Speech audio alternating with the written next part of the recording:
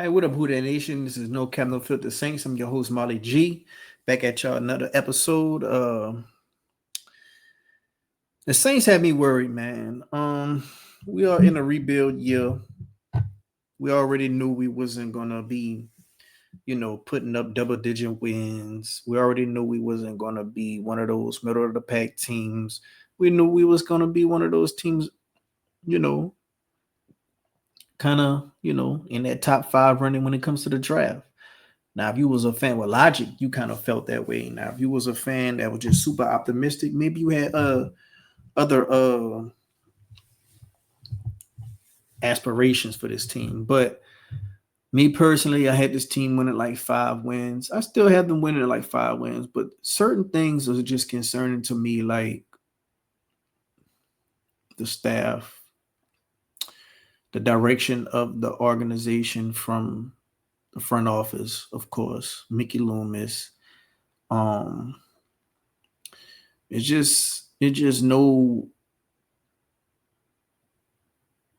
I see no hope right now. Now things could get better. It just 3 games in, a lot can change. We might be having a whole different conversation if Jawan caught that pass. We might be having a whole conversation if, we made that game, if we made that drive, with the 49ers at the end. Like, we could be having a whole different conversation. We could be 2-1 right now, just getting our ass bust. And 2-1 compared to 0-3 is a hell of a lot of difference. But it's it's three different sides of the fan base right now. It's that fan base side of it's the side of the fan base where they want to win every single game no matter what. They don't want to see their team lose. Um, I understand that side of the fan base. Then they got the side of the fan base. They just feel like we're gonna be garbage, just a small percent, and they feel like why not just lose, have a bad season like we all thought, and get that high draft pick, and maybe that draft pick can change our fortune. Maybe that draft pick could get us a quarterback that can be the start of our franchise for the next 15 years, win us a Super Bowl or two. Maybe that top pick we could draft down, accumulate more picks, and have a rebuild with fresh new faces, and hopefully we can hit on a lot of these draft picks because we're gonna just have a lot, and we're gonna have some incoming money, maybe get some few free agents, and you know it's gonna be a part of the process. And then they got this side of the fan base like me. They ain't really giving a damn what happened. They're gonna watch the game. We win, cool. We lose, cool. But at the end of the day, if we win, that's cool. We'll have a good solid little foundation to start. We might make it sneak into the playoffs. If we lose, then we'll have us a little draft pick. Whatever they do with it, we just hope we hit. They're gonna keep it, get a quarterback, fine. They're gonna trade down, accumulate a lot of different players, fine. We just watching. That's me. I'm just watching. Um, but I will say this: nobody in the fan base wanted to see us lose this bad. Like, if we was gonna lose, we want to lose respectively. We want to lose being competitive. We want to lose with players that we could say, okay, yeah, he'll foundational player, he'll foundational player. Oh yeah, we found a diamond in the rough with him. It's not looking like that. Studsman, we thought he was gonna be our diamond in the rough. He ain't really doing much. Jack Stahl making more of an impact than him. Um, it's just looking bad when it comes to the staff. Kellen Moore seemed like he has this team undisciplined. The special team coach should be fired. Blake Grupe should be benched. Staley, he was having flashbacks at game when they gave up on him on national TV. Kellen Moore, man, I don't want to keep comparing this dude to Sean Payton. It's not fair to him. But Nick Underhill was saying how Sean Payton used to be in practice, and mid snap during the practice, if he seen something he didn't like, he'll just stop the play. And it got aggravating to a lot of players. It got annoying to a lot of players, but at the same time, small details matter. perfectionist gonna get results. Now, if you're a coach that just waving stuff off like, oh, okay, come on, guys, let's just run it back and get it to where you good enough. It's not perfect like you want, but it's good enough. But you don't want to just keep running it back just for the sake of you being a nice guy, and you don't want to rub the players wrong. Nah, man, you're gonna have to be annoying sometimes. That's what comes with being a leader. You're gonna have to. You can't please everybody, but you doing what's best for the sake of the whole team as a whole. Just like being a parent. Yeah, they ain't gonna like you when you take their phone, but at the same time, you doing it what's best for them because they need to behave better. You might not like me in this moment, but overall, it's gonna be good for you in the long run because I'm punishing you. Overall, I'm being annoying overall to you, but at the same time, this was necessary. Kellen Moore, to me, this motherfucker give me Pete Carmichael vibes. He like a Pete Carmichael Jr., Pete Carmichael 2.0. Sean McVay my ass. Kevin O'Connell my ass. And I don't even put Sean McVay in that bracket of, oh, he's a quiet, cool coach. To me, he kind of got a little bit of moxie. He got a little bit of masculinity. I like my coaches with masculinity. I like my coaches hard nosed. I like my coaches fierce and firm. Who knows what we would have looked like with Rizzy being the coach right now? Looking at Dan Rizzy and the Lions, who knows what we'll be looking like if we had Mike McCarthy? It's a human nature thing to just look hindsight when things go bad. Who knows what we'll look like if we would have had that Miami Dolphins defensive coordinator? Who knows what we'll look like if we would have had Joe Brady? But I think he stayed in Buffalo anyway. But anyway,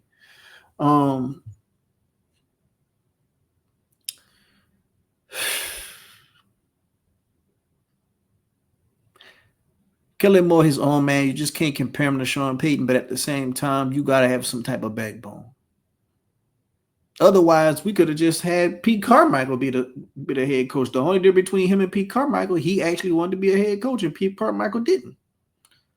But other than that, if you're an offensive genius, if you're a nice guy, you kind of quiet, what's the difference between you and Pete Carmichael?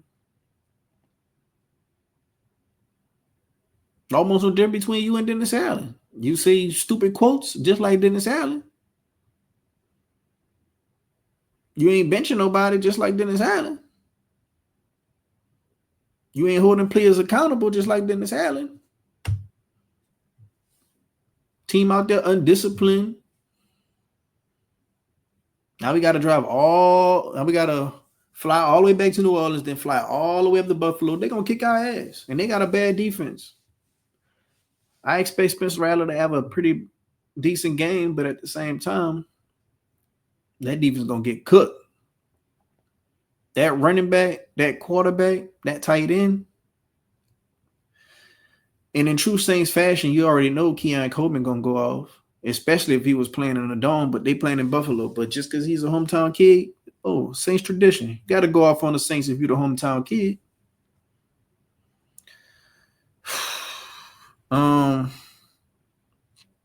What else I got? I ain't gonna make this one too much long. I'm gonna keep it short and sweet, but I'm just a little bit concerned, man. Like that was my biggest concern with Kellen Moore. Like I already knew he was like a little offensive genius, whiz kid type of coach that everybody was saying, but at the same time, my biggest concern was, can you be a leader of men? None of that matters if you're not a leader of men. I'd rather have a dude who's pretty good at offense, but a hell of a leader at men than a dude who's good at offense, but he can't lead the mouse.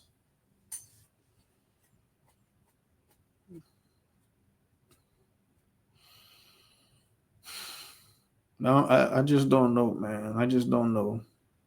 Now, maybe Mickey Loomis might step down. Maybe he might get fired, and somebody else could come up in here and they draft a quarterback. And it's crazy because I'm talking about drafting a quarterback because Spencer Rattler, he playing pretty good, bro. He playing pretty good. All these losses was not on him, in my opinion. He played well enough with the hand he's dealt. I just think we using players wrong. I think we lacking some talent. Offensive line damn sure could be playing better. You look at that Lions game, man. it shows how much beneficial a good guard is on both sides. Like they were just running that ball. Like they mowed the ball 90 yards 2 times on the Ravens. Putting together long, methodical drives. It's one thing to throw a pass for a bomb and get a touchdown. It's one thing to throw a pass for a bomb and get a flag. Now you up in their territory, you do a little play, you get in for the touchdown. But it's another thing when you impose your will on a team and you just moving the ball up methodically and they can't stop you. That's a different type of confidence you got in a quarterback when you could do that. That's a different type of confidence you got in the offensive line and they just moving guys around and the running backs doing their job with the execution. No penalties, nothing getting called back. Yeah, man. The Lions, bro, they looking like a fun team, bro. They reminded me of how the Saints used to be looking with that two-back combo with Mark Ingram and Alvin Kamara, with that two-back combo with Reggie Bush and Pierre Thomas. It almost make you sad, bro, because it's like, damn, bro, we used to have that. And I ain't gonna say we took it for granted, but at the same time, it was like, man, we all knew once 9 left, once all these players left, it's gonna be hard to duplicate again because what we had was truly special.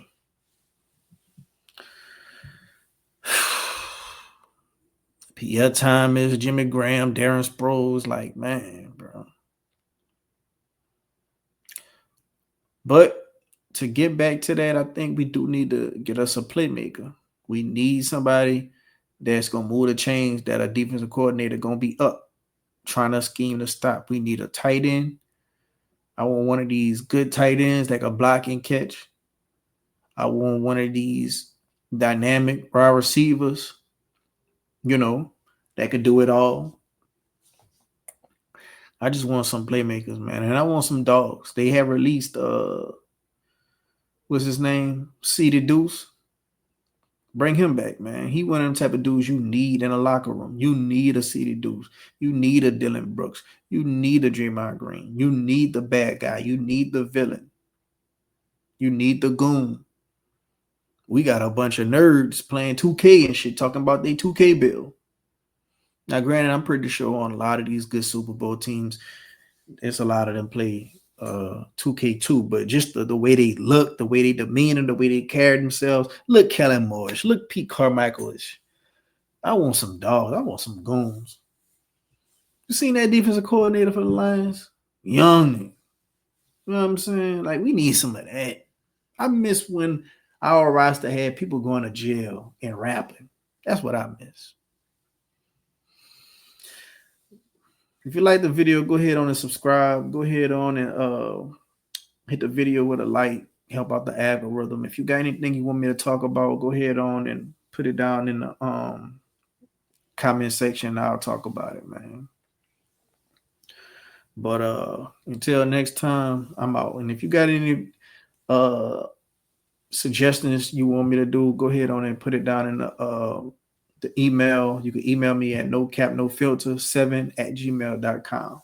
Until next time, I'm out. Who that?